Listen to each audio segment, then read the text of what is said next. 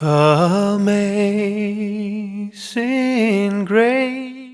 E aí, pessoal, olha eu aqui para mais um review, para aquele nosso bate-papo maroto sobre material de estudo bíblico, sobre quando eu indico para vocês materiais para vocês estudarem mais da palavra. Hoje o material que eu tenho para trazer para vocês é um material super pequenininho, super fininho, super tranquilo. Essa coisinha aqui, ó, que é o comentário bíblico Matthew Henry. O meu tá até preso com fita aqui, ó, porque rasgou no transporte para chegar para mim essa maravilha. Mas nós vamos ver junto. É um comentário bíblico composto de 6 volumes, sendo 2 do Novo Testamento e 4 do Antigo Testamento. Um material que eu costumo dizer que é o melhor custo-benefício em comentários bíblicos. Lembrando, ele não é nem o mais completo e nem o melhor dos melhores de todos. Ele é um ótimo comentário bíblico. E nós vamos ver ele em detalhes e vocês vão ver porque eu sou apaixonado por esse comentário bíblico, porque eu amo esse comentário bíblico e porque todo mundo, quando perguntam para mim, pastor, qual comentário bíblico eu compro?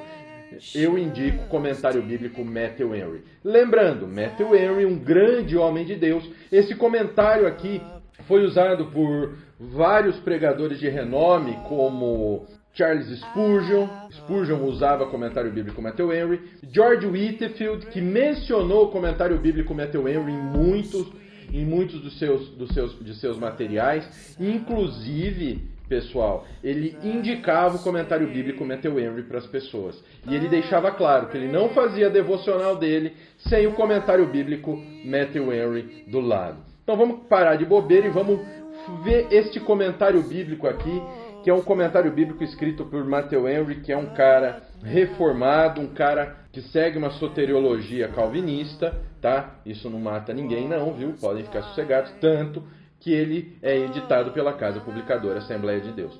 Nutelinhas não gostam dele porque ele é publicado pela CPAD, mas tem que avisar os Nutelinhas aí. Ô Nutelinha, não foi modificado não, tá bom? Então é isso aí. Vamos lá, vamos ver. Comentário bíblico Matthew Henry. Aqui está Comentário Bíblico Matthew Henry, que é composto de 6 volumes. 4 volumes contendo o Antigo Testamento e 2 volumes contendo o Novo Testamento. Como o conteúdo é muito parecido, eu não vou pegar todos os 6 volumes. Então eu reservei o primeiro volume, que vai de Gênesis a Deuteronômio, primeiro volume do Antigo Testamento, e o primeiro volume, que vai de Mateus a João, no Novo Testamento, para a gente dar uma olhada. Vamos começar pelo primeiro volume. Ele é uma encadernação em capa dura, colorida. Eu particularmente, não sei se é porque eu já acho esse design um pouco antigo, eu ando meio enjoado dessa capa, mas é uma capa muito bonita, tá? Começando, nós temos uma folha de rosto, então Matthew Henry, Comentário Bíblico, Antigo Testamento, Gênesis a Deuteronômio, edição completa. Lembrando que essa versão da CPAD é a versão exaustiva. O que é isso, pastor? É a versão extensiva, é a versão completa. Nós temos a Bíblia de Estudo Matthew Henry, que traz a versão concisa. O que é a versão concisa? É a versão resumida, que é bem resumida mesmo. E o comentário Matthew Henry, ele é muito diferente do comentário bíblico Moody. Por quê? O comentário bíblico Moody, a versão que existia dele, em 6 volumes também, era uma versão exaustiva, mas que só enchia linguiça, se vocês me entendem.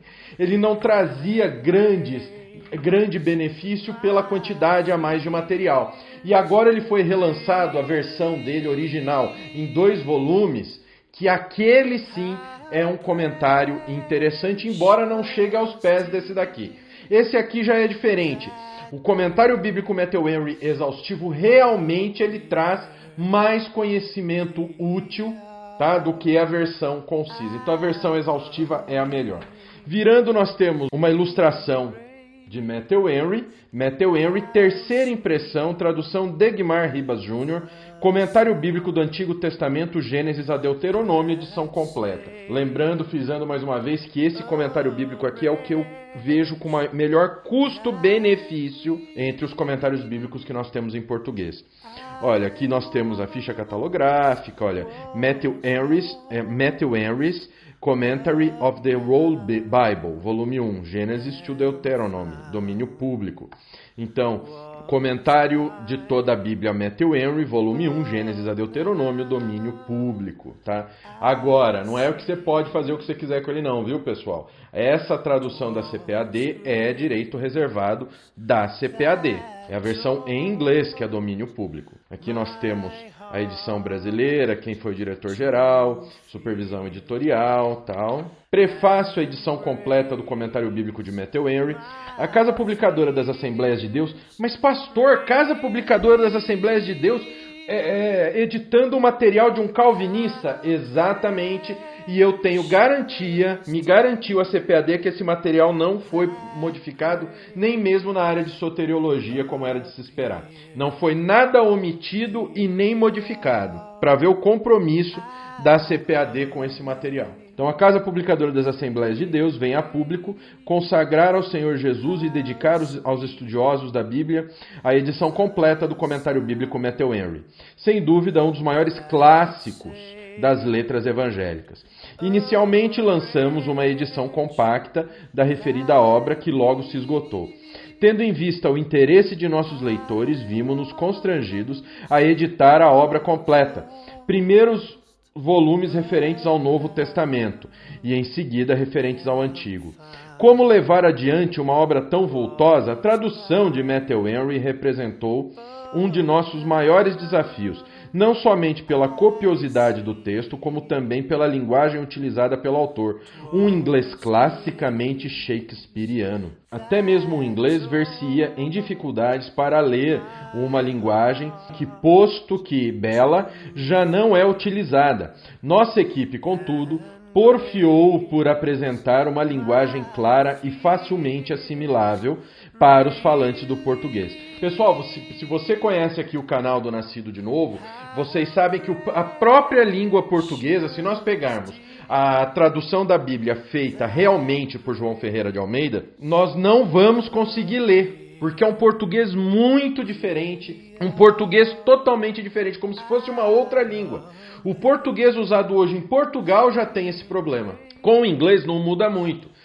O inglês clássico é como se fosse outra língua para o inglês de hoje. Então imagine você traduzir uma obra do inglês clássico para o inglês de hoje. Inglês shakespeariano, que eles dizem. É um trabalho muito grande. Matthew Henry foi o segundo filho de Philip Henry, nascido prematuramente em 18 de outubro de 1662, em Broad Oak, na região da capela de Escoide, Flintshire, no país de Gales, Reino Unido. Quando criança, Henry era muito doente, porém um tanto precoce na aprendizagem. Seu primeiro tutor foi William Turner, mas muito de sua educação na infância ele recebeu de seu pai. Este havia sido banido pela Lei Britânica da Igualdade em 1662, como a maioria dos seus colegas de sofrimento. Philip possuía poucos recursos, mas o suficiente para dar ao seu filho Henry uma boa educação. Olha só, mas o que eu quero mostrar para vocês é aqui, ó. Em novembro de 1704, Henry começou a escrever a exposição do Antigo e Novo Testamentos, que corresponde a esse famoso comentário em 6 volumes, o qual não tem sido superado até hoje.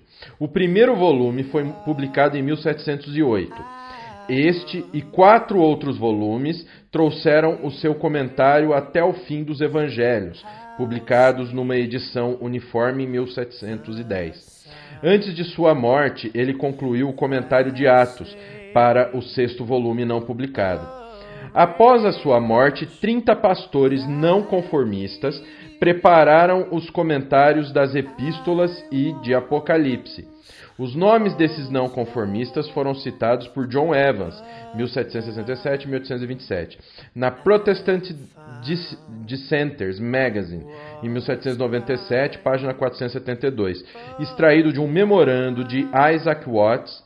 A edição completa, de 1811, com 4 tomos, 6 volumes, editados por George Burder e John Hughes, tem assuntos adicionais extraídos de manuscritos de Henry, tá? O comentário de Henry é prático e devocional, mais do que uma obra crítica textual, mantendo um correto bom senso, apresentando um pensamento incomum, alto tom moral, simplicidade e aplicação prática, combinados com uma sólida fluência do estilo inglês. Seus comentários são fundamentalmente exegéticos, tratando o texto bíblico como ele está apresentado. O primeiro objetivo de Henry era a explicação e não a tradução ou a pesquisa textual. Tudo isso fez seu comentário uma obra monumental. Até hoje é consultado por estudantes e pregadores e é citado em centenas de outros comentários bíblicos. Nós temos que entender que o comentário bíblico Matthew Henry até Atos foi feito por ele, tá bem? Após Atos foi feito por outros teólogos, por outros homens de Deus, que fizeram isso baseado nos escritos deixados por Henry. Então, é isso que a gente tem que ter em mente. Olha, a gente vem aqui, a gente já tem um prefácio, aí a gente entra em Gênesis. A gente tem o nome do livro, uma exposição com observações práticas. Então, nós temos agora diante de nós a Bíblia Sagrada, o livro, porque a Bíblia significa isso. Então, ele tem um geralzão do livro, e aí a gente entra capítulo por capítulo. Só que acontece o seguinte, enquanto no último review que eu mostrei para vocês, o comentário bíblico Moody, nós temos tudo bonitinho, separado por pedaço de versículo até, o comentário Matthew Henry, ele é um texto inteiro que fala de todas as passagens bíblicas, tá certo? Por exemplo, aqui, sendo o fundamento, tal, aqui ele cita Jó 35:10, e vem, olha, tudo aqui ele não está falando de que versículo ele está tratando, mas ele está dando uma abertura ao capítulo 1. E a gente vem, aí ele manda ver o versículo 6 e 8, tá,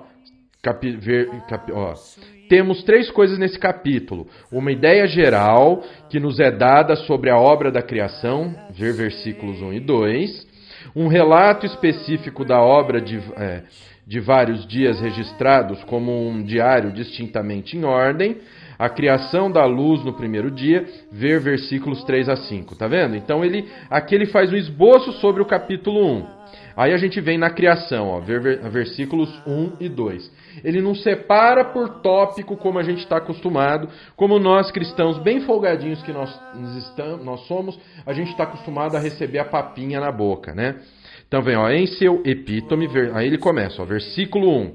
Ele já vem, coloca todas as explicações, e vem, tudo isso aqui é versículo 1, pessoal. Tudo aqui é versículo 1. Outra coisa, olha, ele separa por tópicos, olha, aqui tem tópico 1, tópico 2 e tópico 3 para falar desse assunto, 4, 5, tópico 5. Não é versículo, tá bom? É tópico, tá? O autor e a causa desta grande obra, Deus, a palavra hebraica é Elohim, que indica, primeiro, o poder de Deus, o Criador. El significa o Deus forte, e o que menos do que uma força poderosa podia fazer surgir todas as coisas do nada, né? O que além de uma força poderosa? Aí vem o item 2, a pluralidade das pessoas da divindade. Está vendo? Ele faz uma explicação exaustiva de toda a Bíblia. Embora ele não trate claramente de versículo para versículo, a gente está vendo aqui que na criação, a gente está vendo o versículo 1 e 2. Olha, e aí segue. Aí, aqui, na parte 2, a criação, versículo 1 e 2, item 1. Então aqui a gente está falando tudo do primeiro versículo. Aí a gente vem aqui no item 2, aqui está a obra da criação em seu embrião, versículo 2. Só que aqui propriamente em vários locais, você vai ver que você pode ter o item 1 e o item 2 tratando do mesmo versículo. Isso acontece muito. E a gente vem, aí vem a criação, versículos 3 a 5. Um geralzão do versículo 3 a 5, aqui a explicação do versículo 3 a 5. Aqui a gente já está no versículo 6 a 8, também fazendo parte da criação. Tá vendo? Então, ele não é separado versículo por versículo. O translado de Enoque, versículos 21 a 24. A contagem prossegue. Aqui por várias gerações, sem qualquer coisa fora do comum ou qualquer alteração, exceto de nomes e números, mas finalmente aparece alguém que não deve ser ignorado dessa maneira. a quem se deve prestar atenção, e esse alguém é Enoque, da 7ª geração de Adão.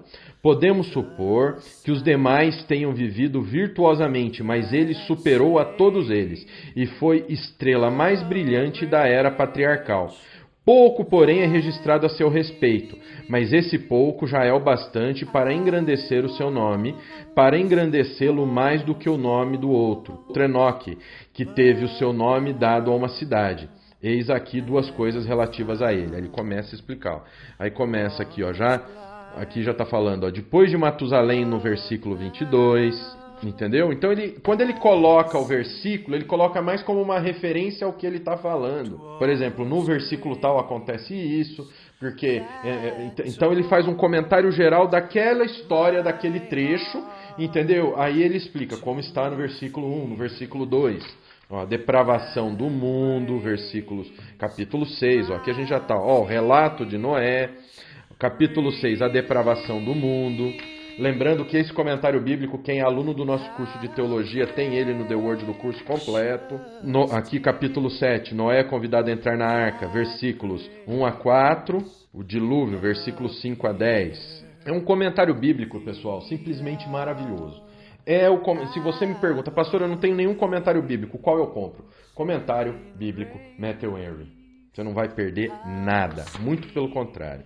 Ó, Gênesis, capítulo 16, Abraão, Sarai e Agar, ó, versículo 1 a 3.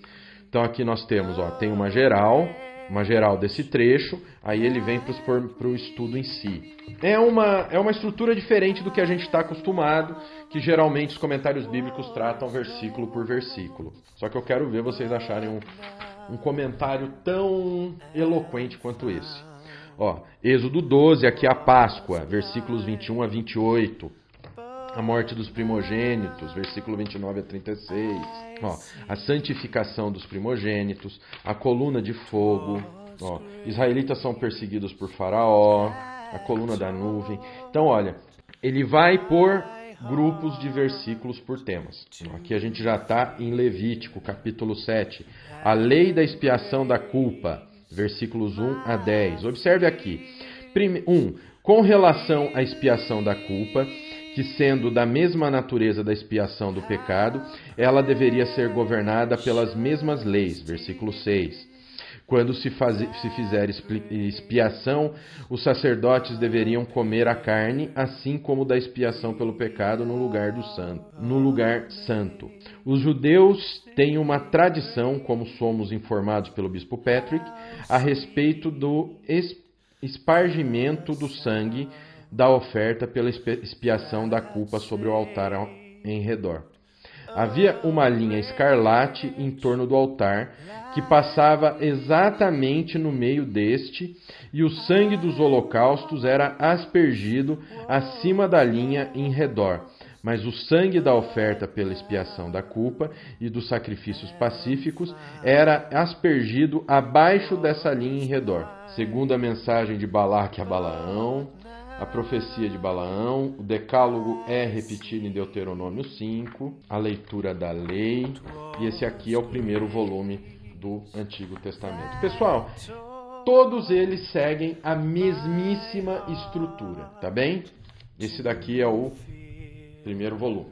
Agora vamos dar uma olhada em um volume do Novo Testamento para a gente tirar tema mesmo assim, pra gente tirar tema. Ó. Matthew Henry, Comentário Bíblico, Novo Testamento, Mateus a João, edição completa. Ó. Mateus a João, Matthew Henry, Novo Testamento. Isso daqui já é roxinho. Ó. Matthew Henry, Novo Testamento, Mateus a João, Comentário Bíblico. Aí a gente tem aqui de novo a foto do Matthew Henry, a folha de rosto, o comentário bíblico Matthew Henry, Novo Testamento, Mateus a João, terceira impressão, tradução do Degmar Ribas Jr. Aí aqui, ó, prefácio da edição completa, vida e obra de Matthew Henry, em todos os volumes você deve encontrar isso. Prefácio, um prefácio bem grandinho.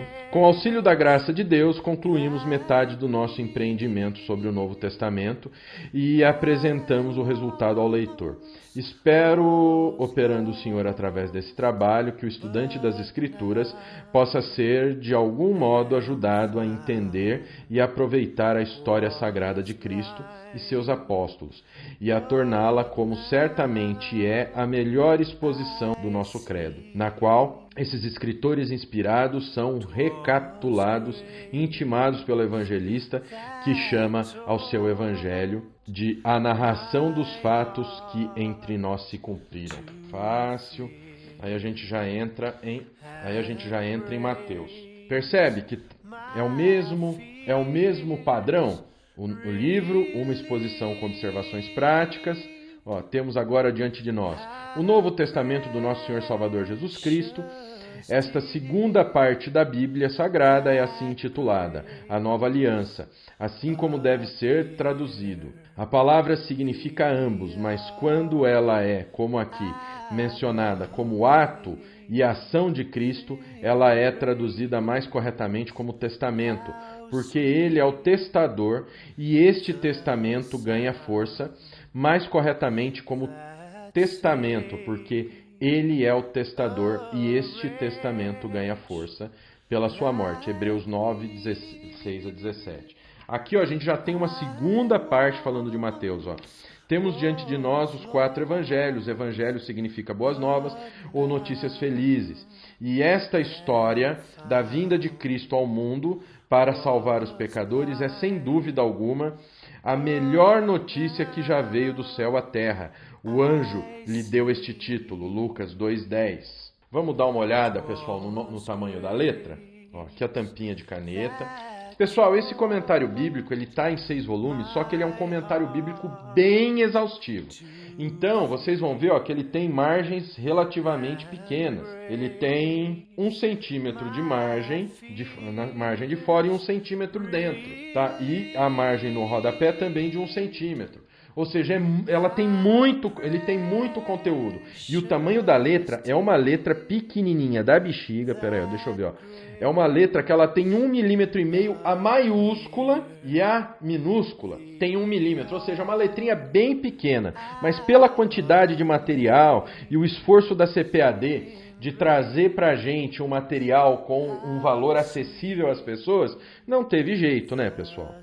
Aqui nós temos, o numeral romano, ele tem 1 centímetro, né? Centímetro mesmo. O título do capítulo, vamos ver, tem 4 milímetros a maiúscula. Pera, deixa eu pegar mais aqui no meio.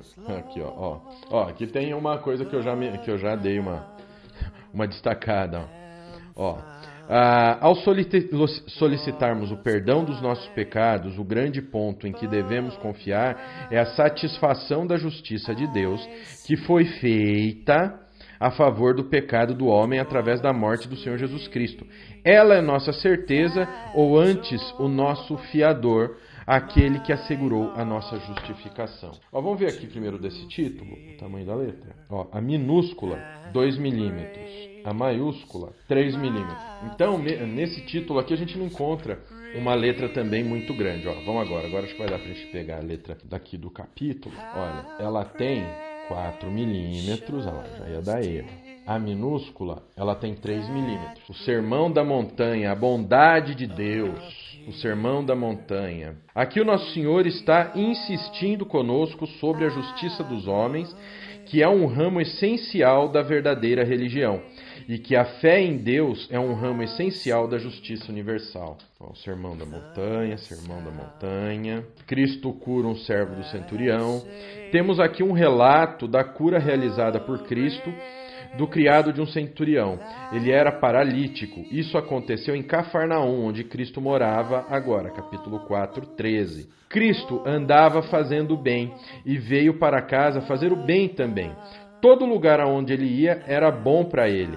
As pessoas com quem Cristo tinha agora de que tratar eram um centurião, este era um suplicante, um gentil, um romano, um oficial do exército, provavelmente comandante em chefe daquela parte do exército romano, que estava aquartelado em Cafarnaum e mantinha soldados ali.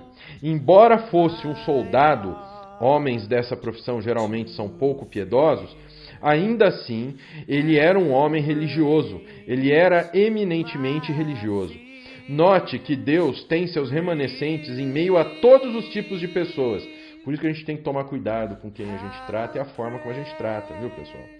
Nem a profissão, nem o lugar de um homem no mundo serão uma desculpa para a sua incredulidade e impiedade. Ninguém dirá no grande dia: eu teria sido consciencioso se não tivesse sido um soldado.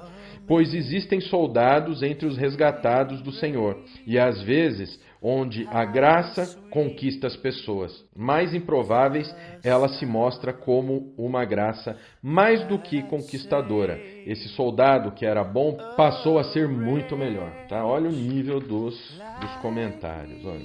Mateus 9, Mateus, os fariseus pedem um sinal, Jesus repreende os escribas e fariseus.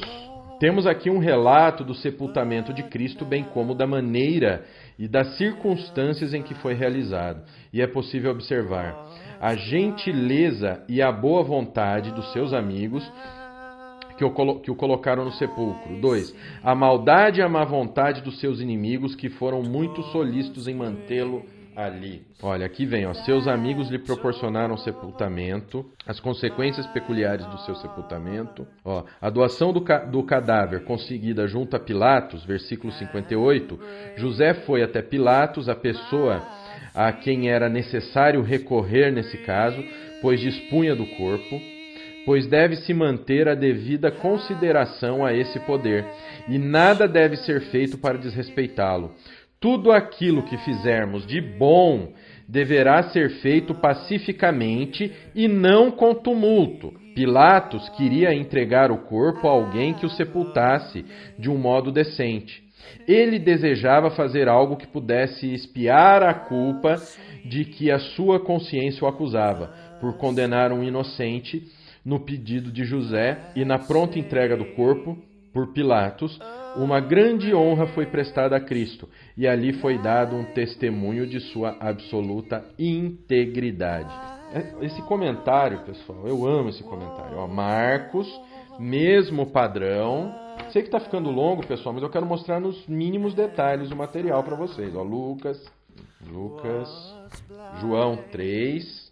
Ó, o 3, ó, de 1 a 21. Conversa de Cristo com Nicodemos. Ó, a maneira solene como ele se dirige ao nosso Senhor Jesus Cristo, versículo 2, veja aqui. Quando ele veio, ele foi ter de noite com Jesus. Observe, ele teve uma conversa privativa e particular com Cristo e não julgou o suficiente ouvir os seus sermões públicos. Ele decidiu ir falar com ele sozinho, quando poderia ter liberdade com ele. A conversa pessoal com ministros hábeis e fiéis sobre as questões das nossas almas é de grande utilidade para nós. Malaquias 2,7. Ele se dirigiu a Jesus à noite e que pode ser considerado como um ato de prudência e discrição. Durante o dia inteiro, Cristo estava engajado em seu ministério público e Nicodemos não desejava interrompê-lo, nem esperava que ele o atendesse, mas observou os horários de Cristo e o procurou quando ele estava desocupado. Observe que as vantagens privativas que beneficiam apenas a nós e nossas famílias devem ceder lugar às públicas. O bem maior deve ter preferência sobre o menor. Cristo tinha muitos inimigos e por isso Nicodemos veio até ele incógnito, pois se os principais dos sacerdotes ficassem sabendo disso, eles se enfureceriam ainda mais contra Cristo. E até poderia ter alguma coisa contra o próprio Nicodemos, né? Olha, João 3 ainda. João 3. Cristo no poço de Samaria. Os 5.000 são alimentados. João 7, João 8, João 13, João 14, João 20. Então é esse aqui, pessoal. Comentário bíblico Matthew Henry, do Antigo e do Novo Testamento. Bom, pessoal, esse foi o comentário bíblico Matthew Henry. Eu espero que vocês tenham gostado dele, como eu gosto, tenham entendido os prós e os contras desse material. Um material muito rico em termos de palavra de Deus, em termos de ensinamento bíblico, que pode ajudar muito você a entender mais das Sagradas Escrituras, montar pregações, montar seus estudos. Comentário bíblico Matthew Henry. Pastor, qual comentário bíblico o senhor me indica? Comentário bíblico Matthew Henry, que é de longe o melhor custo-benefício em termos de comentário bíblico que você vai encontrar. Tá? Um comentário bíblico muito tradicional, utilizado por grandes homens e mulheres de Deus para ajudá-los na sua caminhada bíblica. Esse foi o comentário bíblico Matthew Henry. Semana que vem nós temos mais materiais, nós temos mais material bíblico para você, que vai ajudar você no teu dia a dia de estudo da palavra. Não esquece de dar aquele combo esperto do YouTube, se inscreve no canal, ativa o sininho, dá teu joinha, compartilha esse vídeo, deixa teu comentário aqui que eu posso demorar para responder, mas eu leio todos. E não se esquece, aqui na descrição tem o link para você baixar grátis o nosso e-book Como Ler a Bíblia, um e-book muito especial que a gente criou para te ajudar na tua leitura bíblica, para te ajudar no teu dia a dia com Cristo. Amém? Então não se esquece, baixa aí Como Ler a Bíblia. Que o Pai, o Filho e o Espírito Santo de Deus abençoe muito a vida de vocês. Até a próxima.